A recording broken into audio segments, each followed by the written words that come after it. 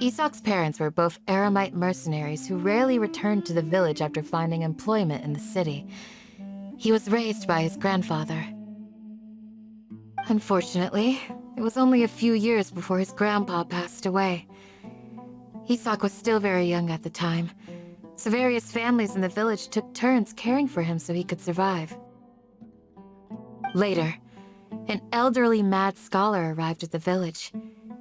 Isoc thought the scholar bore a striking resemblance to his grandfather, and thus often spied on the man. However, the scholar was unkempt in appearance and incoherent in speech. Although Isoc referred to the man as his grandpa, he was afraid and didn't dare to approach him. One summer night, the oft mumbling and bumbling grandpa suddenly calmed down and seemed to become more lucid. He even noticed Isoc hiding in the distance. So Grandpa walked up to Isoc and patted him on the head. He even took Isoc to the entrance of the village, where he patiently taught the boy the names of the stars and accompanied Isoc until he fell asleep. The next morning, Isoc woke up and wanted to go find his grandpa again, only to realize his grandpa no longer recognized him. However, even so, Grandpa retained his calm expression. It's said that those who saw the scholar claimed he no longer appeared to be crazy, but appeared to be living in his own world, almost as if he were sleepwalking.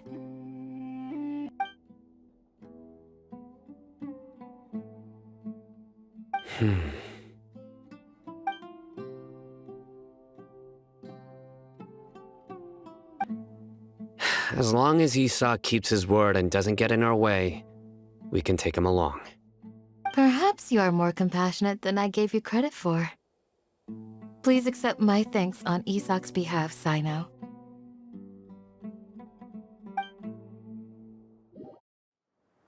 Hey, Isoc! Oh, it's you guys! We've cleared everything up. Let's go find your grandpa! Really? Wow! Thank you so much! Yeah! All right.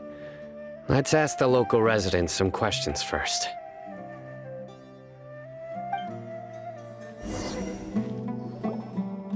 Well, this is where Grandpa usually stays. There sure isn't much here.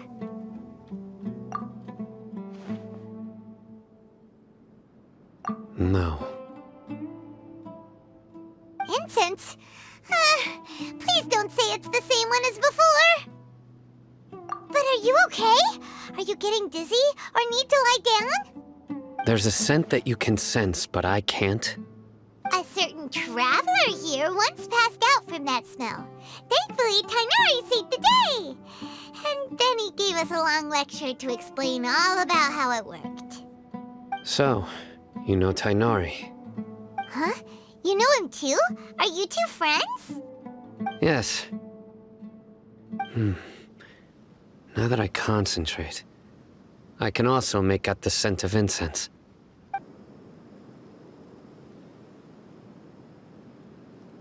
What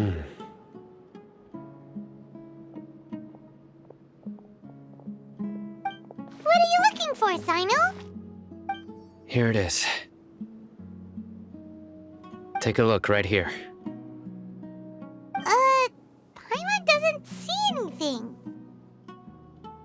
Although the traces have been completely buried in the sand, there are footprints here. From the size and shape, they belong to an adult male. This pattern is a common one from this area. Local shoes. This was probably someone from the village. The scent is quite faint, but still extant. The footprints head in that direction. But who would come looking for Grandpa? He doesn't have any friends. We'd have to ask whoever lured him away with the incense. Huh? So you can lure someone away with just a scent? Hey! What's wrong with liking making good food. Everyone's got something they love in life. Exactly. Most scholars are fond of incense, since the smell supposedly helps them clear their minds and discover new knowledge. Even deep within the clutches of madness, they still yearn for their knowledge-seeking days, and will follow the scent whenever it presents itself. No, Grandpa. So, someone's taking advantage of their weakness? Huh. Still, why would anyone want to abduct all the scholars? Are the rumors really true? Could the disappearance of all the mad scholars have something to do with the radicals? It's highly likely. Please, you have to save my grandpa. Grandpa's never done anything wrong. Please help him. Sounds like we'd better help get him back. Don't you worry, Isoc. We won't let whoever took him get away with it. Let's head to Aru Village and inform Candace and the others about what we learned here. After that, we'll set off to find the scholars. I'm just surprised that you decided to team up with him. All Hatham. You haven't helped us out at all ever since we arrived at Aru Village. Bold of you to question our choices. Yeah, you're all talk. While you were investigating, I had my own work to do, which I've now finished. Really? Paimon doesn't believe you. To be honest, we aren't really a team, so I have no obligation to inform you of my whereabouts. Not to mention that going separate ways allowed me to find some important information that you all had missed. Huh? Right here in the village? Correct. What did you learn? I'm going to take you to someone. But before that, you need to understand where she's coming from. What does that mean? How do you think the residents of Aru Village feel about what we're doing? In other words, do you truly believe every single word the villagers tell us? You mean some of them lied to us? Hiding the truth does not necessarily equate to lying. Again, these people have their reasons. Remember what Candace said? Most people in Aru Village don't necessarily care which deity is in charge of Sumeru. That's because whether King Deshret or the Dendro Archon has power is of little significance to them. By contrast, the perils of their daily lives are ever-present concerns. They won't simply share everything they know with you without good reason. That's why you believed there was no further information to be found in this village. Glad you're following along. Among those you have talked to, there's someone who was consciously keeping you out of the loop. In fact, she's been observing your every move since you arrived. The reason being, to someone who only wants to live their life in peace, any external factors introduce unpredictability into the equation. Those eyes. Those fierce eyes. You look like a real fighter. Don't change the subject. It's quite obvious that she's intimidated by Sino's authority and strength. Right. You were asking about the mad scholars. She corrected herself mid-sentence because she's aware that there are King Deshret fanatics in the village. If she sounds too friendly towards the village keepers, she could easily make herself the radicals' next target. I think it's been a few days since I last saw them. I usually go to bed pretty early, so I'm not too familiar with what goes on at night. Remember? She made a point of denying her involvement in anything that occurs at night.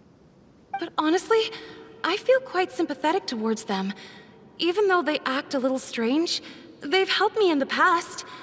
If it weren't for them, my house would have collapsed long ago. After speaking to the village chief, it became clear that the village keepers had protected Aru Village at night. In other words, the young miss was very much awake during that time. Then, why would she lie? By getting involved with an outsider, she risks drawing unwanted attention to herself. As for why she might be so wary about all this, maybe you should ask her. I'll pass on this one. You said that she is afraid of me. If so, it's best if I stay out of this.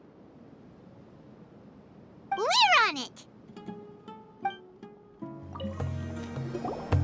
Miss Shawnee, as we discussed earlier, I've brought someone with me. Mr. Alhaitham, I'm aware of where you stand, but how can I make sure that your friends think the same as you? Go on. Earn her trust. Is it really that simple? May I call you Traveler? Hi, Traveler. I want to ask you something. Do you think the resurrection of King Deshret can truly change Sumeru for the better? Why's that? That's very similar to what Miss Candace says. I know you two are friends. That's why I'm willing to talk to you, even though I do have some reservations. Before, I wouldn't even have the courage to ask something like this. Traveler, do you believe our lives will get better?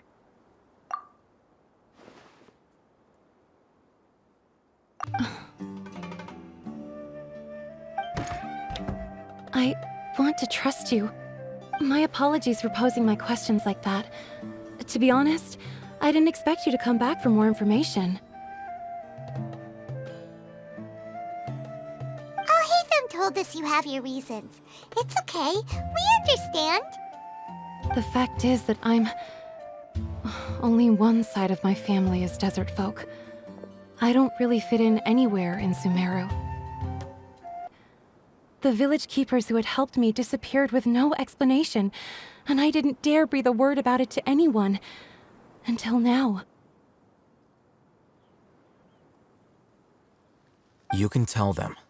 I'm sure he'll keep your secret. All right. I'll tell you what I told Alhaitham. I actually have a sharper sense of hearing than most. Sometimes, I hear strange crying sounds in the night. There are ghosts? Perhaps. I'm not sure. It's faint, but it's definitely the sound of crying. It comes from far away in the distance, and always carries very raw emotion. It used to be louder and more frequent, but ever since you arrived in the village, it doesn't seem to happen as often, and when it does, it's much quieter. I have to focus really hard to make it out. I confirmed this with the guards on night duty. They also have someone with a good ear, and he's heard similar sounds at night. But, because we're in the middle of a desert, he would rather believe that they are the cries of beasts than ghosts. There's really nothing around these parts, except for an old hospital not far from the village. I think they used to use it for treating Elazar, but it's been abandoned for years. Yeah, let's go!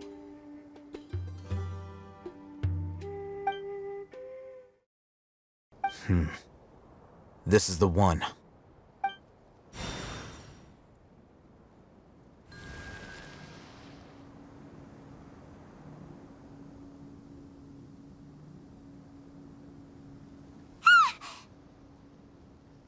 Let's go in and take a look.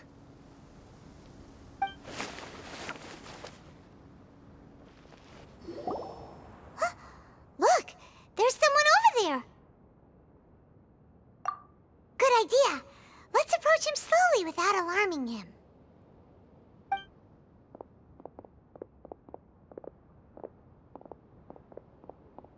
Wait.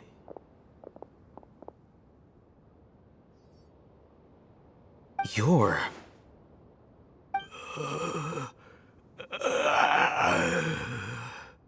He can't speak, and his eyes are unfocused. But he looks too young to be anyone's grandfather. Also, why is he the only one here? Didn't expect to see him here. You know him? He's Razak, a senior of mine at the Academia. He's a scholar too? Is he the kind that holes up in a forest and mumbles stuff about training? No. And that's the problem. Razak was never involved in any of those things. He never trained in the forest, let alone reach Satyavada life. Leaving that question aside for the moment, him being here alone means that we might be too late. Looks like they've already taken everyone away. For whatever reason, they left Razak here. Perhaps they simply didn't have time to come back for him. There are drag marks on the ground. They're clearer by the doorway. Someone was forcefully drawing a cart that was loaded with something heavy. Loaded with people? That is one possibility. It looks like they were in a hurry, as if they were afraid of being caught. In their haste, they failed to notice Razak hiding in a corner. The symptoms are identical. Looks like we found living proof. Huh? Why do you say that? Allow me to jog your memory. Recall your time at Port Ormos. Don't you think his symptoms look familiar?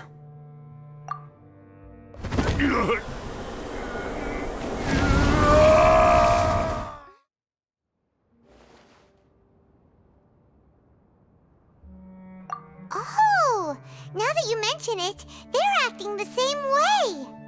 Correct. The Academia is behind all of this. It isn't difficult to deduce their rationale.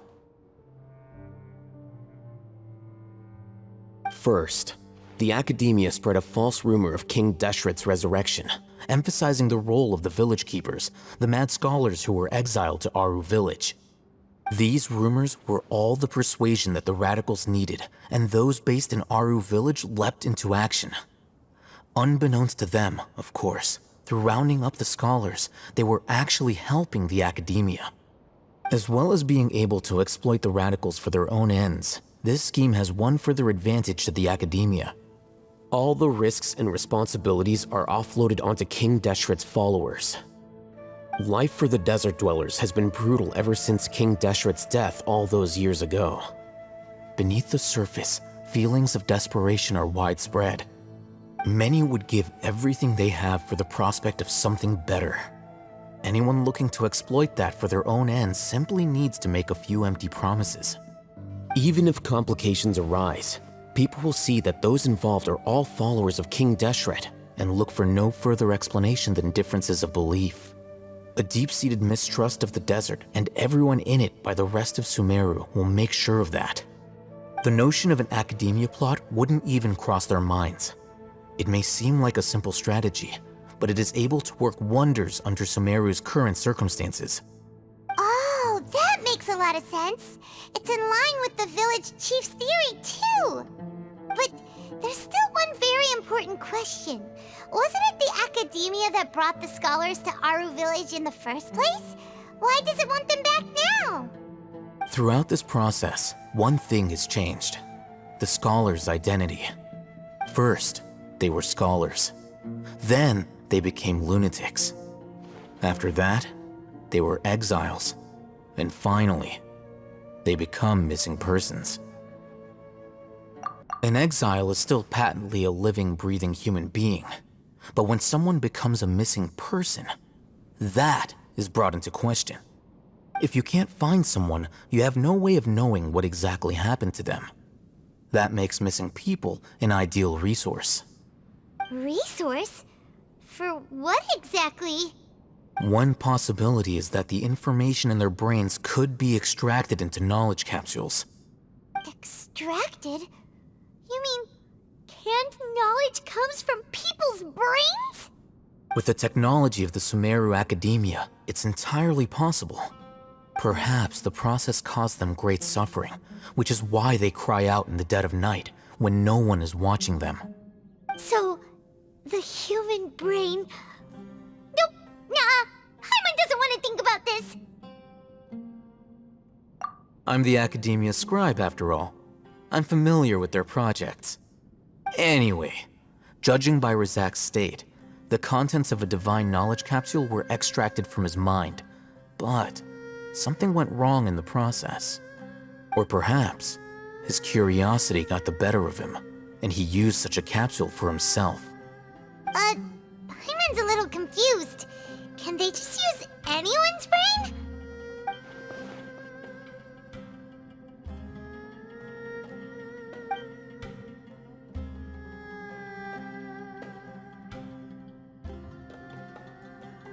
The look on your face tells me you've realized the answer.